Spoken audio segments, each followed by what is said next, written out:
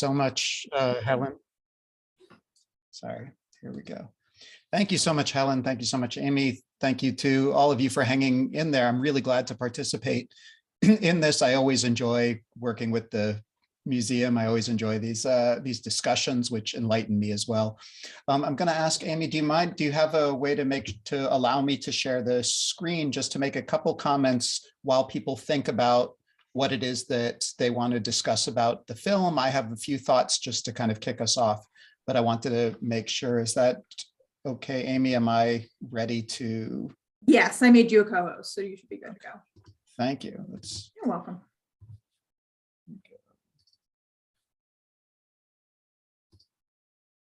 Sorry, it's given me just a little bit of grief here. Make sure that my machine can do these things.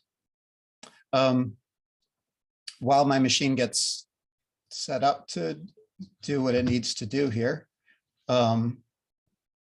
Sorry.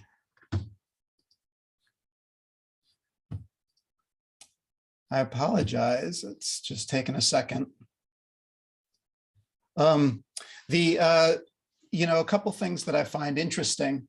The film was from 1947, and it was a huge hit in when it was, not only when it was released, but afterwards, in the sense that it generated a large amount of revenue. So it's still treated, kind of the ways in which in this country we talk about Gone with the Wind as a box office smash, that still today in Poland, they talk about the Last Stage as having been tremendously successful, at the time, and having generated a bunch of revenue. Of course, the director, Wanda Jakubowska, had difficulties getting it made, in the sense that,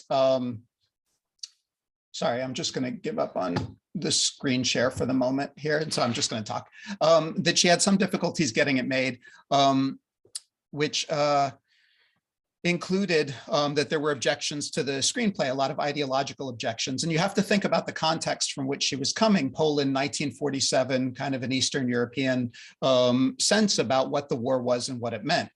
She apparently, the people who wanted to get it made ran the script by Stalin, and this is all, on the level of rumor, but he apparently was moved to tears, and that was enough to get the script produced. So that's a story that's told.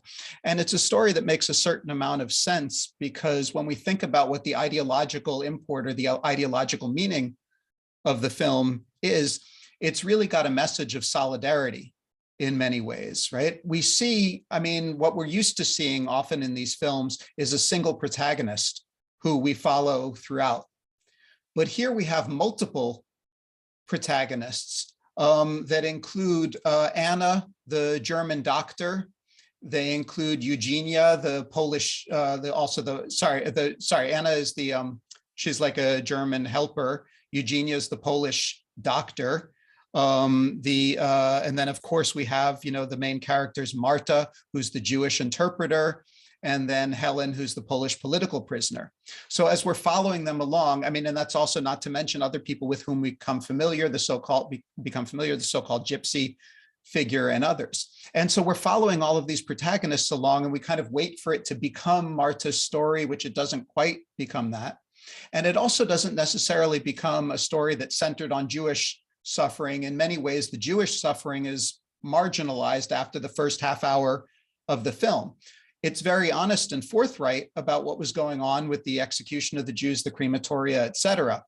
But it pushes that story to the side once those characters once their fates have been sealed, all apart from Marta, who becomes basically the only Jewish character that we are following significantly. The rest of them are political prisoners. And we see evidence of the importance of solidarity among them. And there's a scene which probably for many people was the centerpiece of the film, of basically singing a Polish national song in the barracks. And they all know the lyrics. And basically this is an image of togetherness. So when we think about that ideological point of the film, we're thinking about the ways in which those group dynamics, the people supporting one another, that was the important thing about the Holocaust. It was a message of solidarity among the prisoners. This is something that, of course, over the following 70 years, right, people have taken apart, and we have people like Primo Levi thinking about how solidarity wasn't something you could necessarily count on. But it was a very important ideological message for this film. And for its director and co-writer, Wanda Jakubowska, it was, of course, an important message to have, and it was based on her own experience as a survivor. She'd lived through it, and this was basically true to what she had experienced. Of course, the character Marta, there's some basis in truth for that too. She was, and I'll have to check her name again here, that most people say she was modeled on a woman named Mala Zimmetbaum, who had escaped from, she survived as an interpreter, and she escaped from Auschwitz for a 2-week period in 1944. And when she was retrieved by the Nazis, she was hanged. So her fate is quite different than the end of the film, but most people say that the basis of Marta here is in Mala Zimmetbaum. So there's a based on a true story element to it. So I want to say that much about kind of the political and ideological frame. The other thing that I would mention about it is the kind of legacy of this film. When we take a look at it and we see kind of all of these, what I would call iconic images in the film. And what do I mean by that? The things that we know and associate with our vision of, if I ask any of you, to say, well, what do you think went on at Auschwitz, or what do we think Auschwitz looked like? Most of those images we have from photographs and films. And of course, this one being such an early example, such an early instantiation of that from 1947, that we get, that shot of the railroad tracks at the very beginning leading up to Auschwitz. And if there is anything that is iconic, if there is anything that tells us this is what this means Auschwitz, this image stands for Auschwitz, it's an image exactly like that. And this is one of the first films to really present that in this way. And there are many things that recur throughout our history of sort of imagining Auschwitz here in this film. What other things recur? We can think about the image of the orchestra playing, which so many of us have, and that, right, I mean, throughout Holocaust literature and Auschwitz films, we can think about that image of the orchestra playing, which is, of course, based in fact that they did accompany people as they were being moved to the gas chamber, or as people were going to forced labor, that orchestra played at Auschwitz. Other things that we think of as iconic, the image of prisoners being tattooed. That's another image here. And of course, we have different testimonies now that talk about how it happened much differently than is represented in the film here. Yet this is one of the first images that we have of it, and I think it informed our perception of that. And we can think about contemporary films, and I say contemporary, I mean, for most of us that are our age group here watching today, we can say that films like Sophie's Choice and Schindler's List are relatively contemporary, but we think of, I'll just describe them as much later films that took imagery from that. If you see interviews with Meryl Streep, when she talks about filming Sophie's Choice, and she talks about kind of the way in which it was difficult to walk in the muddy terrain of Auschwitz, that the mud and the puddles made it, especially in those ill-fitting shoes, the ill-fitting wooden shoes, that it made it really hard to walk. And that was one of the things she brought to the character of Sophie's Choice. You can already see that here in this film. You can see the kind of terrain and how difficult that was. Other things, there's one scene in which the guard here in this film cruelly executes a prisoner, says, "Go and get my hat," right? And he describes it as a game, right? And she goes and reaches for the hat, and he shoots her, saying, oh, she was trying to escape. And all of that is, if we think about Schindler's List, there's a scene that's very, very similar to that. And we know that this is one of the films that Spielberg was looking at when he conceived of Schindler's List, when he wrote it, when he directed it. So all of that's an inheritance of the way in which we think about it today. And a lot of it comes from this film. There's much more to be said about the film and its context. I think the very last point that I want to be sure to make, just as we open our discussion here, is the importance of this as representing women's experience. That, a lot of the Auschwitz films that we get later, that, often we see men's experience. A film like The Gray Zone really emphasizes that. A film like Son of Saul, all of which are really fantastic films. This one, I think, is an important contribution to the way we see women's experience in Auschwitz. Not only was it written and co-directed by a woman, but the men do not necessarily appear here in savior roles. The men are not helping them prepare. I mean, there is later, in the film, a man enters the picture, but he's in a way secondary to the female protagonists, the women that we've been following throughout. And that's just important. It's important in shaping our experience, in any, films that have followed and depicted that have been building on this representation as well. So I think that's important to bear in mind. Like I said, I have lots more to say. I think it's totally fascinating, but I think maybe better we just open it up to everybody's thoughts and comments. I see, Helen, that there's some questions in the chat, but it's up, how would you like to proceed? Lovely. Thank you very much, Brad. And thank you very much for that, that bigger contextual learning of the film. So we're actually going to run it as a Q&A in the chat only, because we have so many people on the line. So I'll read out some questions for you, and I'd love to hear your thoughts. So we'll begin with Jerry's question, which is, when did this film first become available in Germany, and what was the reaction there? That's such a fascinating question. I have to say, I haven't studied, I haven't done primary research on the German reception of the film. But what I would say that's really interesting is to look at the East and West German films, because we remember, of course, that Germany was a divided nation and that East Germany was behind the Iron Curtain, similar to Poland. And so we would think of it as like, oh, well, the West Germans must have liked this film. But it was actually the West Germans, very much counterintuitively, that were less interested in talking about the past and lingering on it. Famously, West Germany was interested in the economic miracle and so on. So there weren't that many West German Holocaust films. You can find traces of it, during this period, late 40s and early 50s. In East Germany, however, is actually where you found a few films similar to this one. And I would recommend, for example, a really beautiful pre-Holocaust film, and one that we've shown as part of this series, was called Marriage in the Shadows. And that's about, sort of a mixed marriage couple leading up to the Holocaust. And that was I want to say 1947 East German film that represented a couple, who were persecuted shortly before and leading up to the Holocaust. And then a really terrific one by a German-Jewish East German director named Konrad Wolf, W-O-L-F, like Christa Wolf, but not related, Konrad Wolf. And it's called Stars, or in German, Sterne. And it's an absolutely beautiful depiction of, I say beautiful, but it's just, moving landscape. He was an amazing filmmaker, of a Greek transit camp and the German soldiers that worked there. And I think that one definitely built on The Last Stage. So the answer to Jerry's really interesting question here is, to my mind, I think if you look at the East German film tradition of East German Holocaust films, I think there you can see the influence of Jakubowski's major film. I think in West Germany, I do not think that until the 70s, the 80s, people would have been looking at this film. I'll add one more thing. I'm sorry, just to go off of Jerry's question, is so good, they had a controversy in West Germany about Night and Fog, which was the famous French film about the Holocaust, famous French documentary. And a lot of West Germans didn't want that film played at festivals because they felt like it was too accusatory of West Germany and people were just dredging up the past, etc. Night and Fog actually takes some footage from The Last Stage and includes it as if it were documentary. So, of course, a very dangerous thing, but at the time, Alan Rene was just, using what he could get his hands on, etc.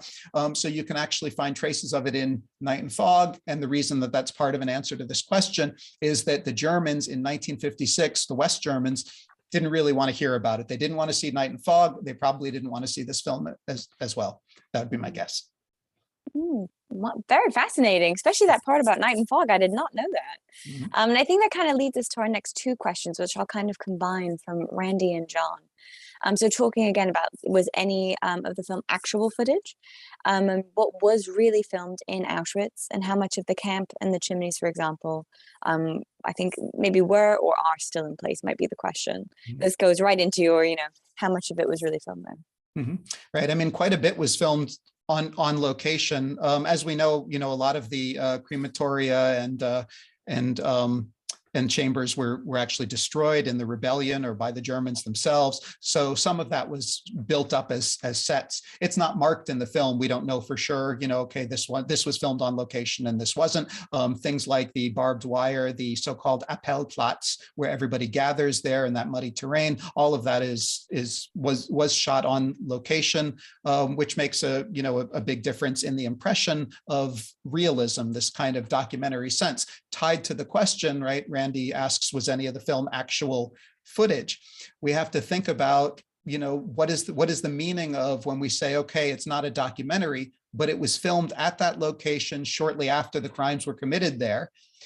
It's got a sense of, what if you were a fancy film professor, right? You would say, okay, that's, indexicality. It's pointing to the thing that's actually real. I mean, if you go to the scene of the crime and you film actors on that scene of the crime, that part of it is really the reality of it. But in general, I mean, answer to the question whether there was documentary footage, apart from those planes overhead, for example, basically like, no, there's very little documentary footage incorporated. One of the things that's funny, though, in the secondary literature, you find a lot of people talking about its documentary-like qualities. And that's, I mean, I think that's a reaction that you have to that sense of realism that's there. We weren't that far from the newsreel footage. I mean, if you just, think about how do we know what Auschwitz looked like insofar as we know. And a lot of it was that Russian footage from the opening of the camp, from its liberation, where they took lots of film, Auschwitz and Majdanek, the Russians took lots of film footage of it. Famously, they staged some, right, to say, okay, we need the prisoners stand over here, or we didn't get a good shot of that, and so on. And so some of it was even performed. But that, I think, intermingles in our imagination with what we see in this film, which looks an awful lot like the reality that we know. So I think, if we mistake it for reality, or if we go so far as to argue that using the real footage, the real sets, the real settings is part of filming reality, I think all of that is a way of thinking about it. And Brad, may I ask a follow-up question? I'm just thinking about the actors and actresses that are in the film. Were many of them survivors? Or were they sort of talent that was brought in? Well, that's a good question. I have the impression that most were so-called professional, actors. But of course, you remember the proximity to the historical event that we're talking about. Almost everyone would have been a victim of persecution. I mean, Poland was, horribly divided under the Nazis. It's not like anyone was unaware that the war was going on, right? Just to say it, in a silly way, right? All the Poles were involved in the war in one way or the other. So if you say to, a bunch of Polish actors in 1946, 1947, we need you to show what it's like to be a political prisoner, many of those are going to have been political prisoners, or many of those would have been close to being political prisoners. Hopefully they weren't on the wrong side of it, which often happened in Germany, that many of those actors who cooperated and collaborated with the Nazis, some of them continued their career, many were run out of the film industry. Probably in Poland, there's more continuity in the sense that, everybody felt like they were a victim of having been invaded by the Nazis. And I'm willing to bet that many of them had been in one form or another political prisoners. Mm-hmm. Our next question will also go back to Jerry, which was, when was the next movie after The Last Stage that included on-site filming? And when was the most recent that filmed at Auschwitz? It's so interesting. There's another Polish film that I just love by a director named Andrzej Munk, M-U-N-K, called The Passenger. And I want to say the date on that is 1960. And if you're interested in this one, the style of filming and the representation of women's experiences at Auschwitz are very similar. And there was location shooting at the Auschwitz concentration camp. And there you see different, I mean, those of us who have been on tours at the, gone to see Auschwitz itself, or really know the camp, know Auschwitz-Birkenau, you recognize different things. So here, for example, I mean, we looked and many of us saw, I mean, the familiar barbed wire and of course the chimneys. But, if you look at that one, Passenger, what you see is with the death block, I forget what it's called, block 8, the death wall and so on. And it's, there are things where you say, oh, that's interesting that they decided to preserve this or that. there are a couple of, there's a Greek-American co-production, Triumph of the Spirit, with Willem Dafoe, who hosted Saturday Night Live last night, so he's on my mind. And that one where he plays a Greek-Jewish boxer who survives at Auschwitz. And I think some of that was done on location. When Steven Spielberg went back to Poland, he kind of rebuilt a lot, as sets. Even though he was shooting in Poland, he sort of reconstructed a lot and made sets. And it's a contested thing to do, because somebody, some people in a theoretical way would have objections, and you can imagine very legitimate objections to that. And so the fancy French filmmaker Jean-Luc Godard, reviled Steven Spielberg, and this was debated. And he said, how dare you rebuild Auschwitz for the sake of a film? Because basically what filmmaking, to Godard, if I build something, I'm really building it. I'm not just building a mock-up of it. You rebuilt Auschwitz for the sake of your film. I don't know what's better, to rebuild it as a set or to actually go there and shoot on location. It may be that for a lot of people, both things are deeply taboo. Or both things are a big no-no.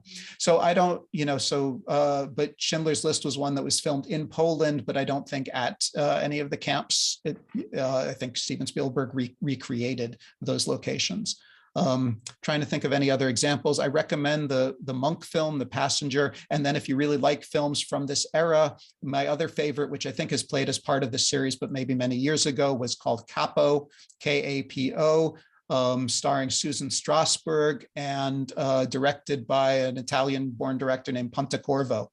And there are real similarities between Capo and The Last Stage, and it's absolutely beautiful. And here, like this, we use the phrase glorious black and white, that the contrasts and the lighting are all really remarkable. So Capo and The Passenger, both excellent films from this period with similarities to this one. Lovely, thank you. We've got another question from Baba Femi. The last stage in other early Holocaust films, including American-made films, arguably de-emphasized Jewish suffering, using non-Jewish religious symbols, crosses, etc., even with Jewish directors. Why was this the case? Mm-hmm. It's a really good question. I'm just there's a quick one to Robin asked the name of that second East German film. So there was Stars or Sterne, and then the other one was the Marriage in the Shadows, Die Ehe im Schatten, if you're looking for the German title, Marriage in the Shadows, really beautiful film. But so this really great question about de-emphasizing Jewish suffering using non-Jewish religious symbols has to do with a couple of different things. As a scholar of this period, I tend to look at it as, all right, who are the people who speak about their own past? And this is true in our own period as well. When we expect films that really, I'm not trying to make a comparison, but just to talk about when we think about, for example, Native American suffering in the United States, most of the best films and writing about that are by people of Native American heritage.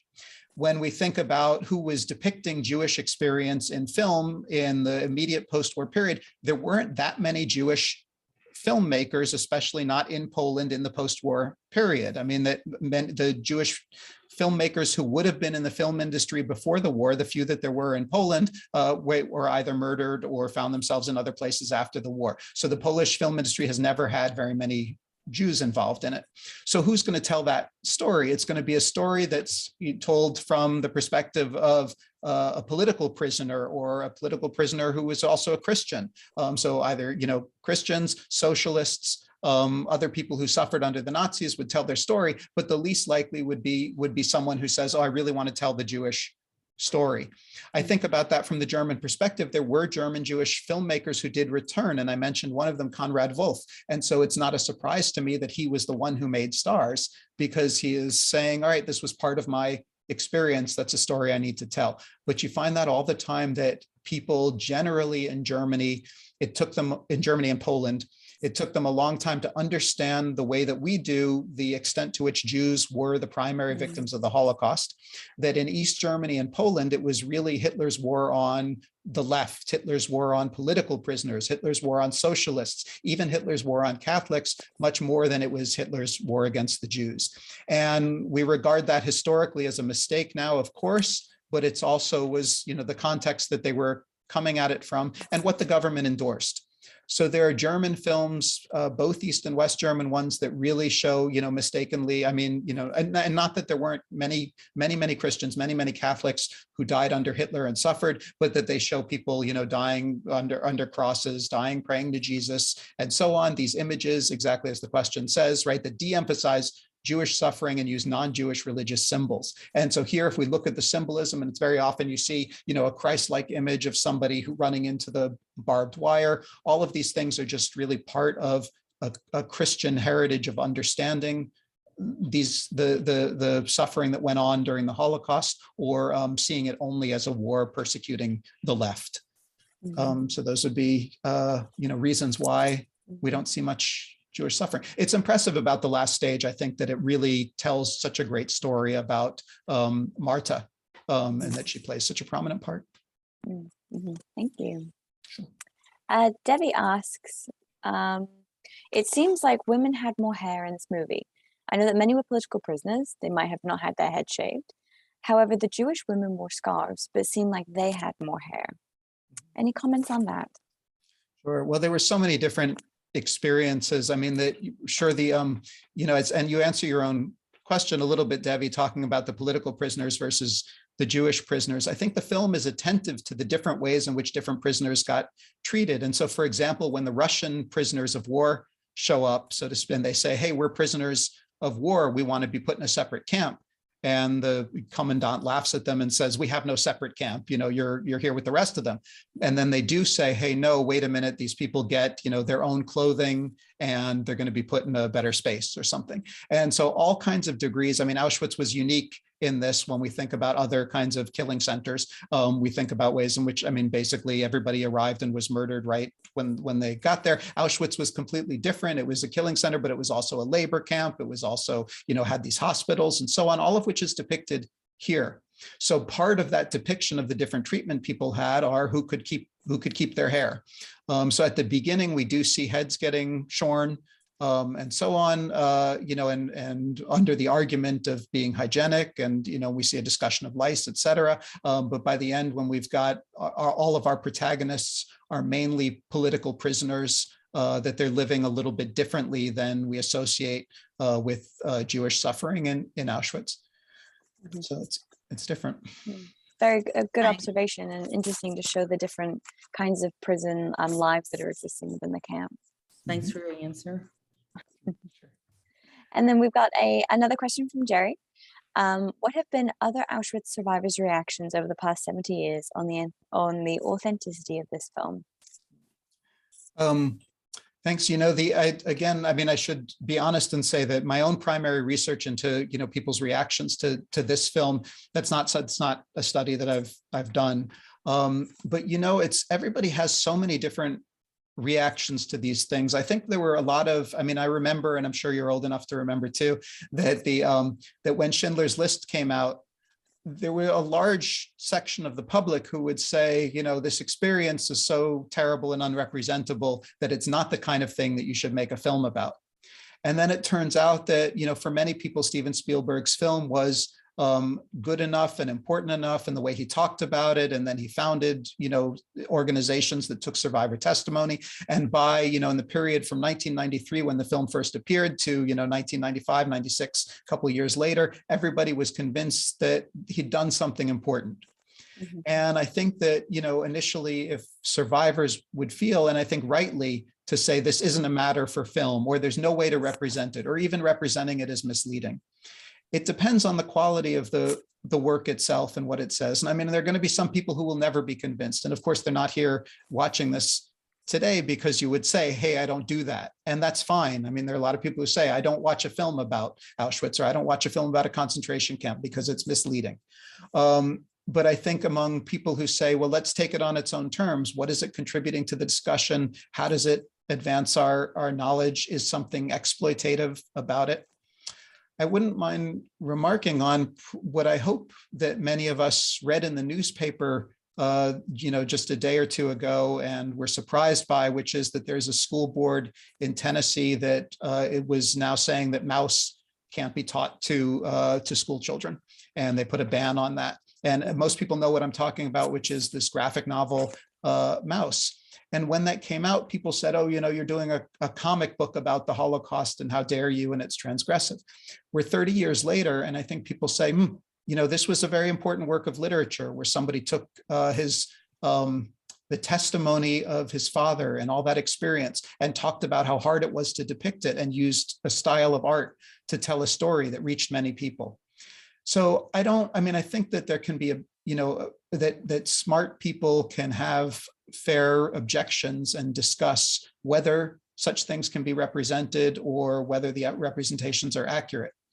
But I think that, each work has to kind of stand on its own merits. When I look, and just to come back to Jerry's point, when I look at The Last Stage, I say, gosh, this tells me so much about what was going on in Poland after the war, about her own experience of what it meant to be in the camp, about having picked up on the true story of, this Jewish interpreter that we might not otherwise know if not for The Last Stage. All of those are really important things. And so for me, the fact that I teach it and watch it and rewatch it and think that it's an interesting film, that's a perspective on it. Certainly. And Jerry, if I could have my own perspective, I have actually watched this film with Holocaust survivors. My friend Werner was in Auschwitz, and I watched it with him. And his major comment was the mud felt very real to him in the film, and he personally could not continue watching it. He had he is somebody who engages in Holocaust education. He's somebody who speaks. He's somebody who does watch Holocaust films. But this one, I don't know if it was the day or something came up for him, but this particular film he found very, very difficult. We've got another question. We'll go to Randy.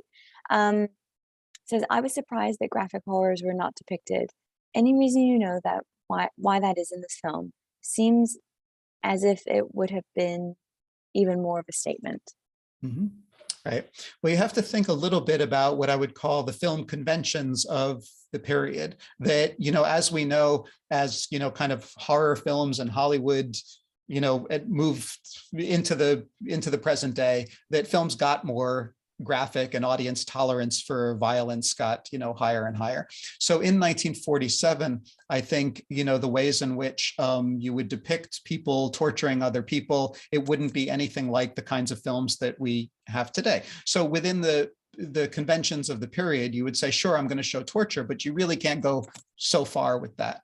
And just as an aside, I was teaching students, we were talking about superheroes, and we looked at a Superman television show from 1952.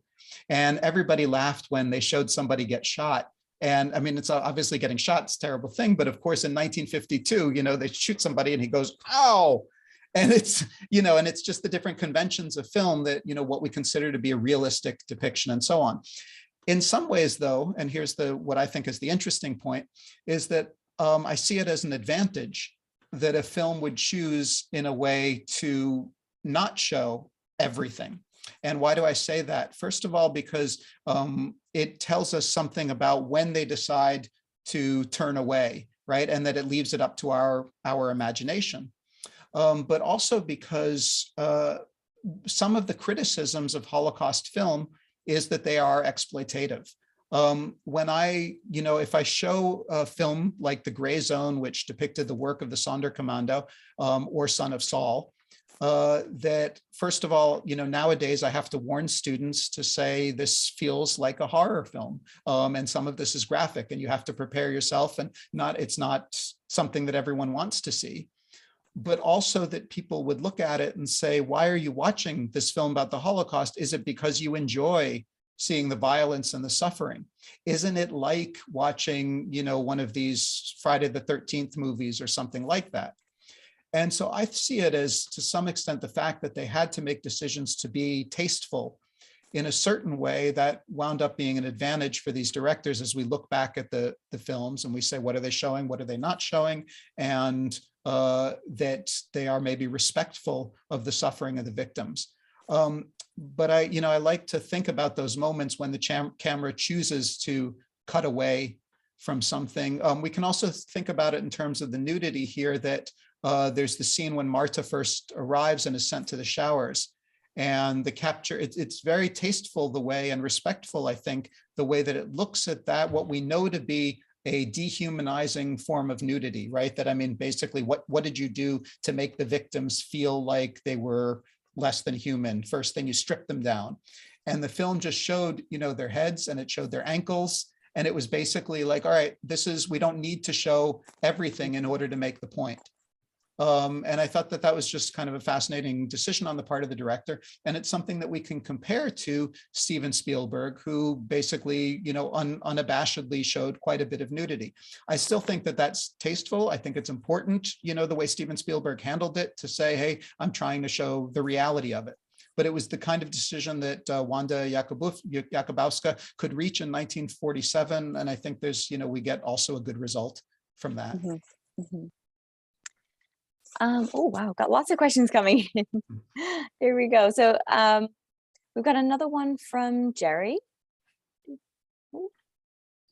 Is there any untold aspect of the Holocaust and/or one that deserves retelling that you think would warrant a new film? Thanks. That's such a great question. The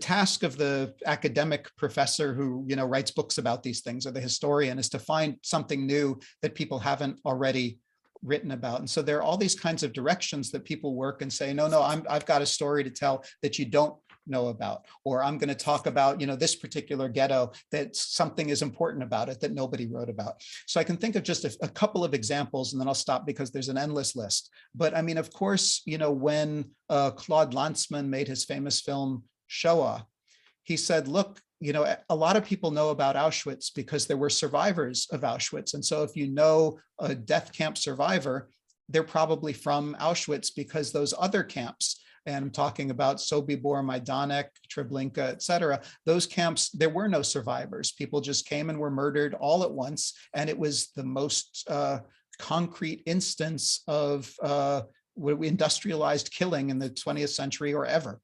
And nobody really knows that story. So he set out to make Shoah that told the story of those places in a way that nobody had heard them before. So he said, look, I've got an untold story to tell. And that's what really happened at Treblinka and Sobibor and places like it. Nobody else knows that story. So he was one example of a director who said, I don't want to just tell the same old story. We've got, we have many films about Auschwitz, and we have many films about, the deportation, et cetera. So he found an interesting way to approach it.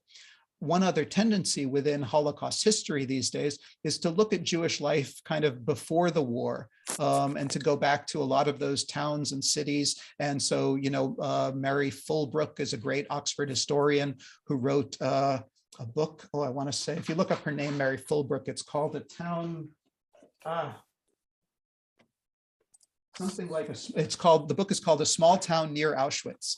And she talks about, the history. She basically goes back and looks at, and says, all right, this was the life in that town before everybody was deported, before the town was destroyed, and there were so few traces of its history. And so, whether you say, I think the untold stories of the Holocaust, and each story is so unique, as we know from listening to survivors. Each story is just a series of kind of chance and contingency that made that existence possible. And that's to say nothing of the stories of the dead that remain untold.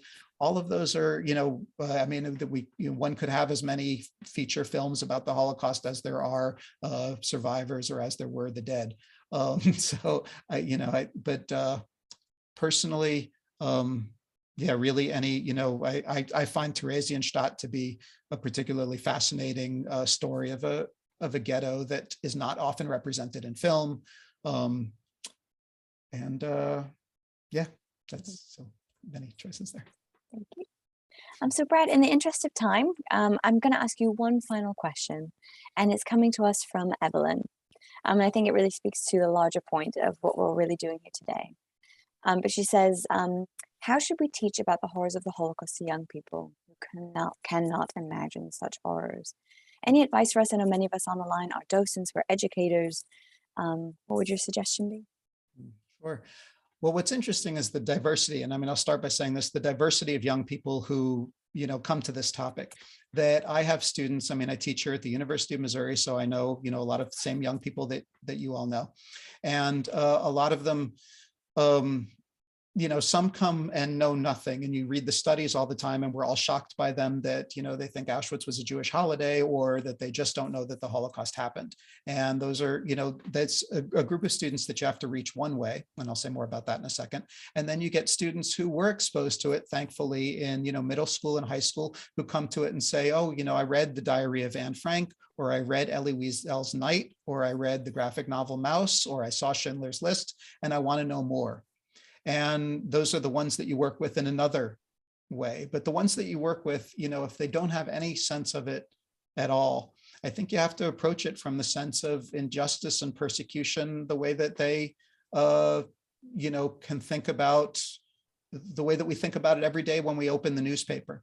And I mean, you can do that without, we live in such politicized times. We all know this. You can do it without taking a strong political position, but to say, okay, what does it look like to persecute people based on perceptions about race, or to do it based on religion, or to do it based on ideas? And why is it a problem? And we have so many examples of places that want to curb free speech. And I'm not only talking about what's going on in the US today, but I'm talking about, all across the globe. And the students read about that and they're familiar with it. And so you reach them by, one has to say, thinking comparatively. And that's not to diminish the uniqueness of the Holocaust, but it's to say that we all know what injustice looks like. Let's start from there. But the ones that are interested in the ones that know something about it, I mean, that's when the education part gets fun and exciting. And you have to, I work with students who have different tastes in literature and different tastes in film. I work with the ones that say, hey, I really want to read a memoir. And for them, I'd say, you've heard that some of you are familiar with a woman named Ruth Kluger, Kluger. And she wrote just a brilliant, beautiful memoir called, the German is Weiterleben, to live on, living, Ruth Kluger's A Girlhood Suffering. Sorry, Helen's looking it up. Thank you. Ruth, go ahead. Still alive? Still Alive. That's the one. Thank you. So Ruth Kluger's Still Alive, which is just an amazing memoir. And she was a Viennese Jewish girl who was then taken to Theresienstadt, and then to Auschwitz, and then to Ravensbrück. And then she moved to America, where she eventually, became a literature teacher. And she married a Jewish war veteran. And it's an amazing story from start to finish, and she's got a great tone. And so I would say, if a young person came up and said, I like memoir, I would say that, or I would recommend Maus. If a student's really interested in film, I would figure out if, look, do you like the kind of old ones? Should we take a look at Capo? Should we take a look at Marriage in the Shadows? Should we take a look at Stars? Or, more likely they're interested in the contemporary ones, which, include for me, some of the tough ones, The Gray Zone and Son of Saul are interesting to some students, but not all. Schindler's List. I taught recently one about two women who were lovers who were persecuted, called Aimee and Jaguar, which is just a really terrific German film where one of the lovers was a Jewish lesbian who was persecuted by the Nazis. And it's, pretty much watchable for any advanced high school, beginning college student, or any adult, I think, that would be interested in it. So there are just so many. I mean, the list of great Holocaust films is long. And, you have to, in a way, what you're speaking to is their aesthetic sensibility. You're speaking to, how do you take your wisdom? Do you take it through, memoirs? Do you take it through art? Do you take it through film? And that's how to communicate. There's some excellent suggestions of some very, very interesting and thought-provoking films. So I think with that, we'll say thank you so much, Professor Prager. It really was lovely to chat with you and to hear your thoughts on this film. And I love listening to your responses to questions. It's always a pleasure. Okay, thank you so much. I really appreciate it. It was great. To everybody for joining us this afternoon, thank you very, very much. We so appreciate your engagement. If film is your thing, the museum is hosting our monthly culture club on February the 3rd at 1 o'clock, and we'll be discussing the film Defiance, which I'm sure many have heard of, which discusses the Bielski brothers. And so that film will be on February the 3rd at 1 o'clock. But before we depart, again, I do just want to say thank you so, so much. It's been a pleasure spending my Sunday with you. And I wish you a very pleasant rest of your day. Thank you very much, Professor Prager.